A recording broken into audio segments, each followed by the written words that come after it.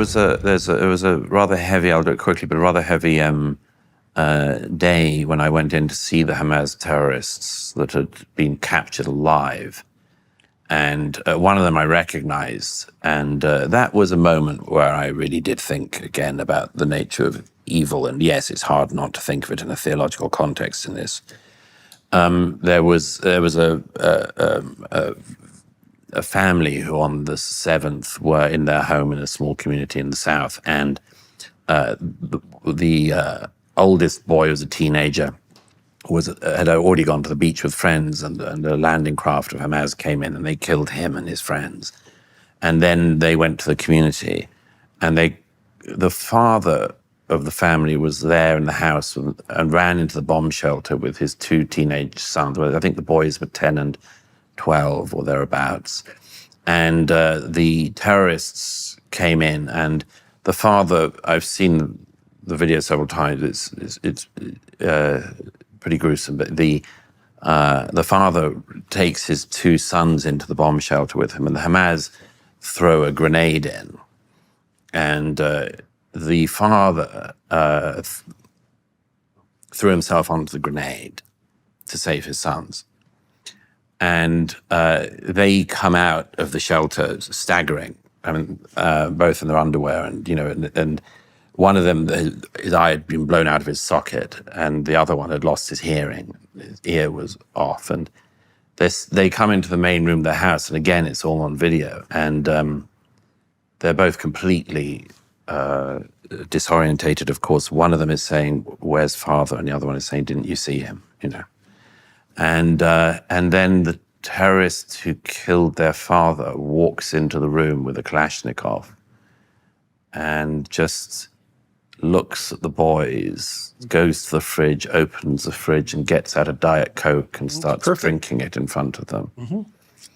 And also later asks where their mother That's how you demonstrate that the suffering is irrelevant, right? With that casual consumerist gesture. Yes. Right. And that, what would you say? That perversion of hospitality. Yeah. Yeah. So inevitably, yes, you get to the question of how does so many people get taught this or encouraged into this? And I was very struck. This is very much in your wheelhouse, but one of the reunions of the survivors of the Nova Party, I got talking to a remarkable woman who was a therapist who was working with them. And these were, of course, all deeply, deeply traumatized young people who were, have difficult time for the rest of their lives. But there was a therapist who'd been working with them who I spoke with who said to me then, and it was something I thought about a lot, which was, don't forget, Douglas, that a psychopath is probably born. Sinoir was a type of psychopath, clearly. But she said, don't forget, sociopaths you have to make. And that was something I thought about a lot because, of course, what would happen if you had control of a civilian population like the almost 2 million people in Gaza, a population that doubled in the time that Israel was said to be doing a genocide there, by the way, but park that aside as a mere fact. What would you do if you had a civilian population for 18 years and you were a death cult and you ruled it? You would teach what Hamas taught in Gaza, which was to teach the young Gazan Palestinians how to join the death cult, to admire it, to be part of it, so that when... To strive for attainment within it. For it. It's all very well documented, but the soldiers who were going house to house in 2014, there was a relatively minor war in Gaza compared to this one. And there are many soldiers I spoke to who were involved in the relatively minor conflict in 2014, who were also in Gaza since October 2023. They all said that they noticed when they did house-to-house clearing, going through, trying to find hostages, trying to find weapons, trying to find tunnel entrances, and trying to find the architects of the massacre. They all said the same thing, which was that in 10 years, there was a marked radicalization in the books, in the households, in the learning materials, in everything from, and it's not satire, math textbooks of, if you kill 2 Jews and kill another 2 Jews, how many dead Jews do you have? This is the way you learn arithmetic in Gaza under Hamas. This is something that many of us noticed and had warned about for years. But the fruit of this education system, the fruit of this indoctrination was October the 7th.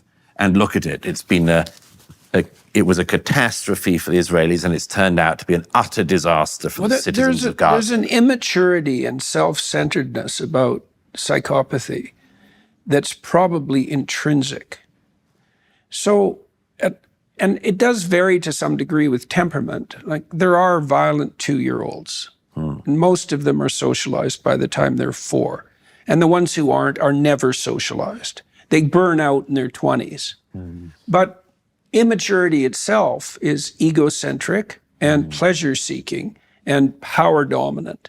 And there's no reason to assume that you couldn't maximize that with the proper training. I mean, we train people. Yeah. I know it's a rough realization if your soul is Rousseauian and you believe that there's nothing but good in the heart, even of children. And it's not that I have anything against children, and I think they're delightful, but before they're socialized, they're not social. Yes. And so it's not that hard to maintain not being social. And then the consequence of not being social is you're alienated, you trust no one. So then you live in a society where, what's it like to live in a society where you can trust no one, where there's no social groupings, where everyone's hell-bent on destruction? Well, it's going to turn you against the world. And that's a temptation to begin with. In the Cain and Abel story, Cain's temptation is to nurse resentment in consequence of the failure of his second-rate offerings, instead of to learn. And he kills Abel, and he fathers the genocidal masses.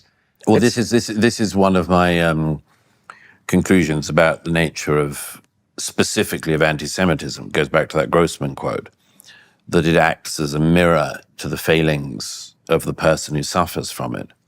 So that, for instance, Israel's neighbors could notice that the society is GDP. The Abraham Accord signatories deigned to notice that, and thank God for some small mercy. That this country is doing awfully well, considering the existential threat to it constantly from its neighbors since its creation, since literally the minute of its creation in 48. There's no land except desert. There's no water except there's no oil. The sea. There's no oil. It's the one darn bit of the region where there's no oil. And yet they make a success of it. And if you look around the rest of the region and you see colonial enterprise, Douglas. I know. But you look around the rest of the region, if you were Israel's neighbors in Jordan or Egypt or certainly, Gaza and the Saudi, the Gulf, anywhere, it's a perfect subject for resentment. They're all victims of the colonial enterprise, right? They bear no responsibility for their own misery. There's endlessly someone to blame. That's convenient. That's very convenient. Very. And someone to hate. That's even better. And that's a great unifying thing among much more. And boy, the worst of your people can really delight in that. And you just have to let them loose and encourage them. But just think about how this has, how taking the wrong route, Cain and Abel-like, has been such a disaster. Well, Cain's descendants are genocidal, and then comes the flood. Right. That's the progression of the story. Yeah. And it's causal. Yes. It goes from the failure of the individual, the willingness to turn to resentment and bitterness, and then murderous sadism, and then to be the father of the genocidal masses. That's one of the reasons why, as you know, I do get theological in this book eventually, because you can't not. That's the problem with looking at evil. Yes. That's right. It's really right. There's. But it's two things really, Jordan. It's first is that, as you say, I think we agree that it's hard to contend with evil unless you have some kind of theological appreciation of it. But the second thing is, of course, that comes from that is that one of the things I think about in the book is, well, then what's the opposite of that? Yeah, right. Well, that's the next question that arises, right? That's exactly what would you say? The sequence of thoughts that occurred to me after I spent 20 years studying Auschwitz and the death camps and the Soviet Union and Maoist China. It's like, well, there's hell. There's some way out of that. There's some place that's not that. There's a place that's as far away from that as you could imagine. And there's a pathway to that. Yeah, well, the mythological landscape is the world of good and evil. No doubt about it. So let's turn to the end of your book. That 2 parts, the disconnect, we've covered that to some degree, from defeat into victory. So one of the things that struck me about your book, and I believe this to be the case, is that as Israel goes, so goes the West. The reason that we're all obsessed with that part of the world, when there's many wars we could be talking about, is because, what is it? That's where the tire hits the road. Yes. If Israel goes, Europe goes. Well, that's certainly always been my belief. And some people might say, well, how could a state that's not yet 80 years old be so central to the West? And you go, it's not because it's just any other state. And it's not exactly 80 years old. No. And so if you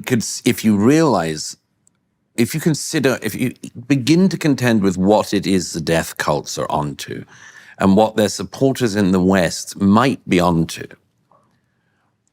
when they call for the destruction of Israel, they always do it as a precursor to the downfall of everyone else in the West. And their like Iran, for example. Whether it's the Ayatollahs in Iran with the little Satan Israel, great Satan America, Britain, Canada, medium-sized Satans, whether or not it's the Iranian Revolutionary Government doing it for the protesters are right. Israel is the vanguard of the West. Well, here's the thing. You see, when students at Columbia, when their group, as well as vandalizing their campus, chasing Jewish students across campus, assaulting janitors and much more, all, of course, in the name of fighting for the oppressed, when they call in their statements for the complete destruction of Western civilization, they do mean it. The spirit that possesses them means it. It's just that they recognize that a country of 9 million people in the Middle East, surrounded by countries that wouldn't mind its demise, is an easier thing to destroy than a country of 340 million people like the one we're sitting in. It's a microcosm of the world. Right. You know, because the civilized so-called countries of the world are a tiny fraction of the countries of the world. Yes. And so Israel, in its existential condition, replicates the condition of the West in a microcosm. Yes. And of course, one of the, if not the absolutely central things in the West, which is the tradition of the Bible. The point I'm getting to is... You talked about that in terms of the celebration of life, yes, right? Life more abundant, for example. The point I'm getting to exactly is that when these people, whether it's the protesters in the West or the death cult itself in Hamas, Hezbollah, and others, I think they might have chosen their target well. I think they're onto something. They do know that if you take this out, everyone else is vulnerable next. It's very clever target selection.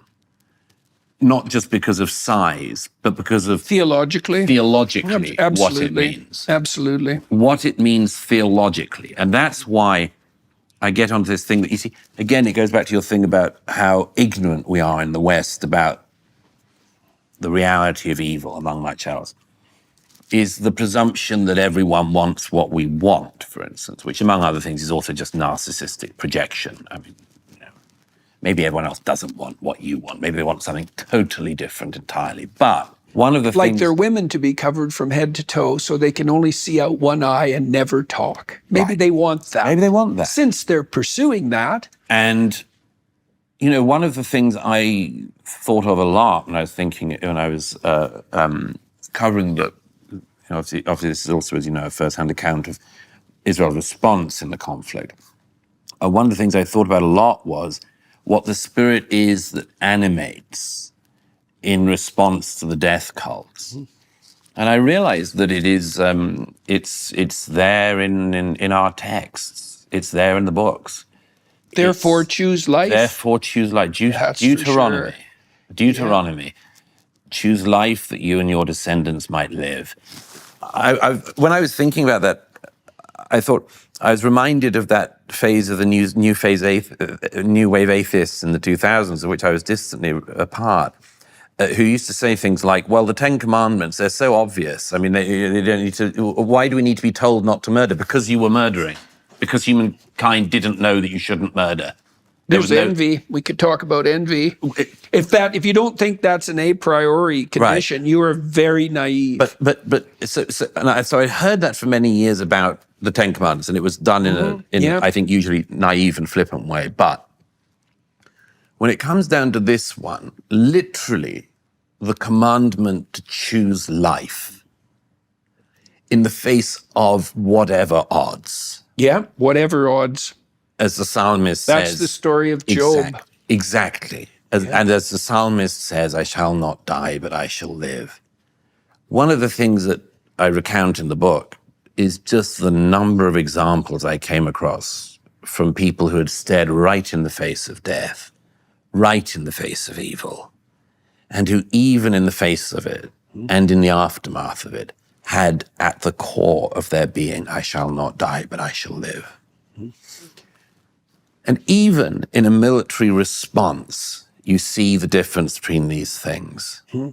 Right, you talk about Hezbollah breaking apart and everyone fleeing after the leadership is taken out, right? Well, that's why the 100 men possessed of the proper spirit can defeat 12,000 enemies. Yes. Because the enemies aren't united by anything transcendent. One of the things that Hassan Nasrallah, the now late leader of Hezbollah, had said for many years was the jihadist death taunt. He had said it many times. There's a famous time in the 2000s when he says it in a speech in Beirut, when he says, the infidels' great weakness is that they love life.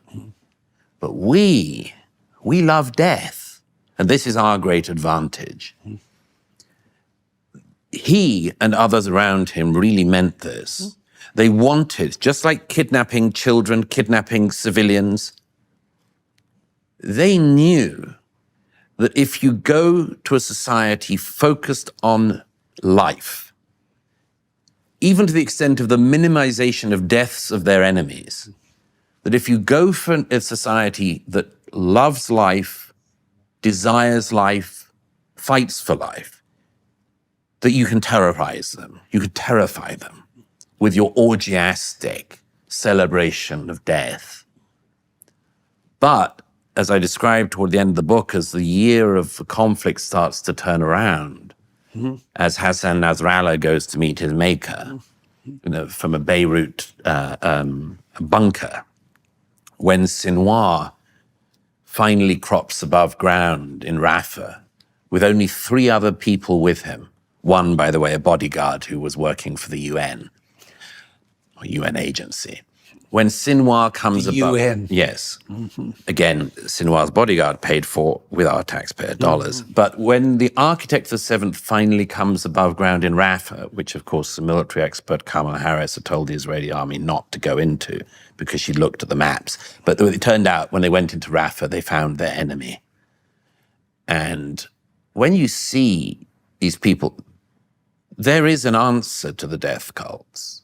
There is an answer to the cult of death, which the IDF has shown is the destruction of their leaders, the killing of the psychopaths who would lead a society in this way, and a demonstration of the values of your own society. Now, that has been incredibly hard because there hasn't been a day I've been with the Israeli Defense Forces in the last year and a half when I haven't seen how they've been operating and then read the world's news the next day and read it as if these were